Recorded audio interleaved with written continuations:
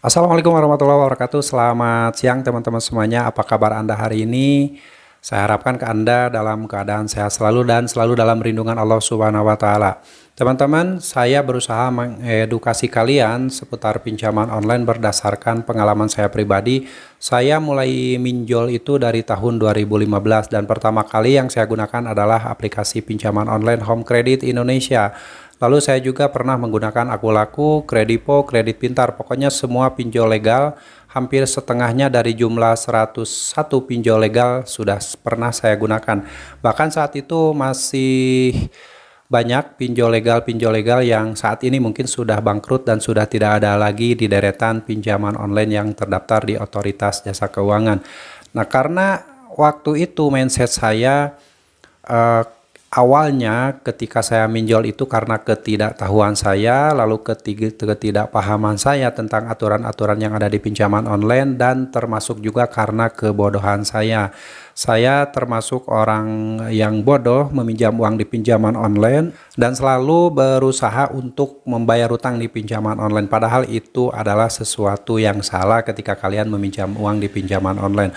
Bukan berarti saya melarang kalian untuk tidak membayar hutang di pinjaman online, tetapi pengalaman saya dulu karena kebodohan saya berusaha menjadi orang baik, selalu membayar hutang di pinjaman online, dan saya mengikuti arahan-arahan yang dilakukan oleh debt collector pinjaman online ketika sebelum jatuh tempo sudah ditelepon, sudah diingatkan untuk melakukan pembayaran, dan saya selalu berusaha untuk membayar. Bahkan ada beberapa pinjaman online yang statusnya legal saat itu yang sudah saya pinjam dan sudah menjadi nasabah pinjol tersebut beberapa bulan. Si perusahaan pinjol tersebut ada yang sampai menaikkan bunga persentase bunganya, ada yang cicilannya tiba-tiba naik tanpa konfirmasi dulu, tanpa persetujuan saya dulu. Dan saya selalu berusaha untuk membayar walaupun si hutang atau si bunganya tersebut sudah naik dengan sendirinya di sistem pinjaman online tersebut, karena saya selalu berusaha membayar hutang. Dan karena kebodohan saya mengikuti apa yang disarankan oleh debt collector untuk selalu membayar hutang di pinjaman online, akhirnya endingnya saya betul-betul hancur. Dalam arti hancur ini dari materi saya tergerus habis oleh pinjaman online. Makanya dari pengalaman saya tersebut, saya berusaha mengedukasi kalian yang saat ini mungkin ada yang belum pernah mengenal pinjaman online, ada yang sudah terjebak, bahkan ada yang sudah telat bayar dan gagal bayar di pinjaman online baik legal atau ilegal. Cuman yang saya gunakan dulu hanyalah pinjol legal semua. Nah, jadi buat teman-teman semuanya yang saat ini mungkin ada yang baru menjadi nasabah pinjaman online, ada yang belum pernah, ada yang sudah telat bayar, bahkan ada yang gagal bayar. Saya selalu menyarankan kalian untuk berhati-hati terhadap pinjaman online, karena pinjaman online ini statusnya kan digital, online, segala sesuatu dilakukan secara online tanpa menyertakan jaminan fidusia. Jadi yang kita jaminkan hanyalah data-data, lalu foto selfie kita dengan KTP, lalu kita foto dengan mangap-mangap, berkedip, tengok kanan, tengok kiri, hanya itu yang dijaminkan. Ini buat teman-teman semuanya yang sudah terlanjur gagal bayar di pinjaman online itu tidak perlu kalian mengikuti arahan-arahan yang dilakukan oleh debt collector pinjaman online ketika kalian kesulitan membayar, sudah jatuh tempo, dan kalian mengikuti arahan yang disarankan oleh DC Pinjol dengan mencari dana talangan. Itu yang selalu disarankan oleh DC Pinjol ketika kalian kesulitan membayar, pasti si DC Pinjol tersebut menyarankan untuk mencari dana talangan. Itu jangan pernah dilakukan karena kalian akan terjerumus ke dalam lingkaran hutang yang semakin besar.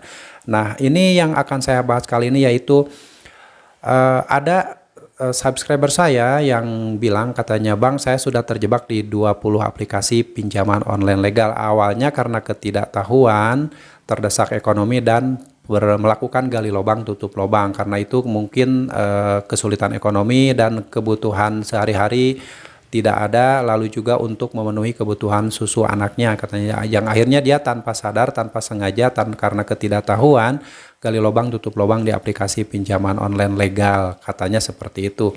Nah, buat teman-teman yang sudah terlanjur gali lubang tutup lubang di pinjaman online legal ataupun ilegal apalagi, dan jumlah aplikasinya lebih dari 20 aplikasi, saya sarankan yang pertama yang harus kalian lakukan adalah tenangkan dulu diri kalian. Tenangkan dulu, kalian rileks, santai, dan kuatkan mental kalian. Lalu lupakan pikiran-pikiran kalian tentang pinjaman online.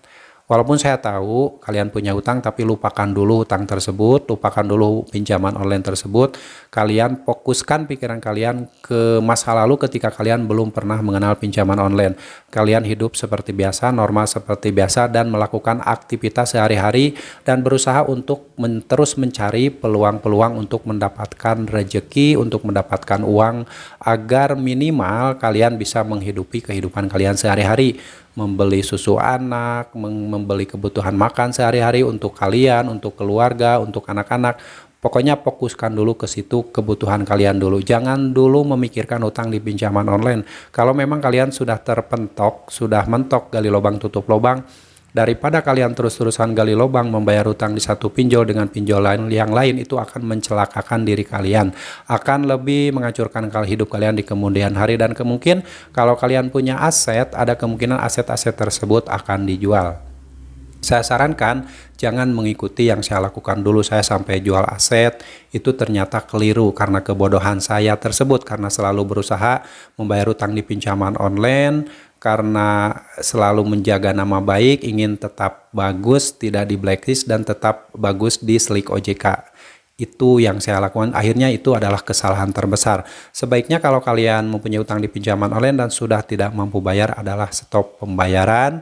Kalian tetap fokuskan kebutuhan kalian dulu. Jangan sampai terus-terusan membayar utang pinjol dengan cara berhutang. Itu sangat dilarang. Nah, kembali ke teman saya tadi.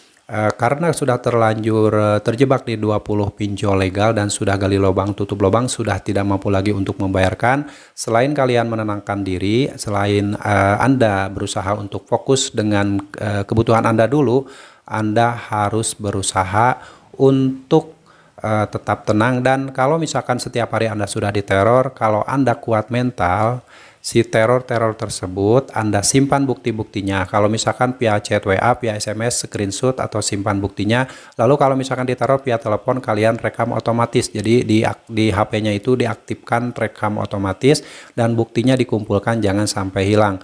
Dan kalau kalian memang sudah tidak kuat mental, daripada terus-terusan setiap hari membaca teror dari DC pinjaman online, sebaiknya kalian boleh mengganti kartu dan mereset HP ke setelan pabrik. Dengan catatan, sebelum kalian mereset HP ke setelan pabrik, semua bukti-bukti teror yang dilancarkan oleh debt collector pinjaman online itu harus disimpan dulu, harus diarsipkan dulu ya, intinya pokoknya agar kalian mempunyai bukti ketika suatu saat nanti ada proses selanjutnya. Nah, untuk masalah utang di pinjaman online, sebenarnya kalau kalian memang sudah tidak mampu bayar, tidak usah dibayar dulu, karena itu akan menghancurkan kalian. Lebih baik kalian fokuskan ke kebutuhan kalian, lupakan semua pikiran-pikiran tentang pinjaman online, lupakan semua penagihan-penagihan pinjaman online. Kalian fokus saja dengan keluarga kalian, fokus saja mencari peluang-peluang rezeki untuk mendapatkan uang yang lebih banyak, untuk membangun masa depan kalian, untuk menata hidup kalian yang sebelumnya sudah hancur oleh pinjaman online. Jadi lupakan semuanya, dan kalau kalian tidak kuat mental, ganti kartu, reset HP ke setelan pabrik. Itu hak kalian, dan itu akan menghentikan semua teror yang dilakukan oleh DC pinjaman online. Lupakan, pokoknya yang namanya pinjol itu harus dilupakan semuanya. Kalian bisa fokus, setelah itu kalian bisa berusaha mencari peluang. Seperti saya ini, saya korban pinjaman online, korban keganasan dari debt collector pinjaman online yang meneror dengan kata-kata yang tidak beretika, dan itu berasal dari pinjol legal yang tidak, si DC-nya ini tidak menyebutkan nama aplikasinya. Kenapa saya bilang dari pinjol legal? Karena saya hanya meminjam di pinjaman online legal. Dan buat teman-teman semuanya, sekali lagi, siapapun Anda yang saat ini sudah terjebak utang di pinjaman online, lupakan semuanya dan kalian segera menata hidup kalian yang lebih baik dengan cara stop pembayaran, lalu kalian fokuskan kebutuhan kalian dulu.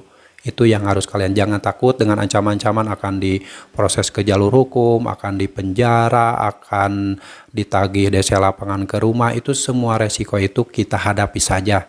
Kita hadapi saja, ikhlaskan hati kalian, kalian damai dengan keadaan, damai dengan lingkungan sekitar. Kalaupun kalian dipermalukan, tetap kalian harus dokumentasikan dan kumpulkan bukti-buktinya. Jika memang kalian dipermalukan oleh DC pinjaman online, kumpulkan semua buktinya. karena itu akan menjadi modal untuk kalian jika suatu saat nanti ada proses selanjutnya. Oke, ingat, kumpulkan seperti saya dulu, setiap chat WA satu hari itu bisa ribuan chat WA ya, bisa ratusan telepon setiap hari yang masuk, sehingga handphone saya itu sudah tidak bisa digunakan lagi seperti bagaimana fungsinya. Makanya saya screenshot semua bukti-buktinya, saya simpan, terus penelponan juga saya rekam otomatis, saya simpan untuk bukti-bukti kalau misalkan suatu saat nanti ada proses selanjutnya. Jadi buat teman-teman yang saat ini sedang telat bayar dan gagal bayar pinjaman online, kalian tetap semangat.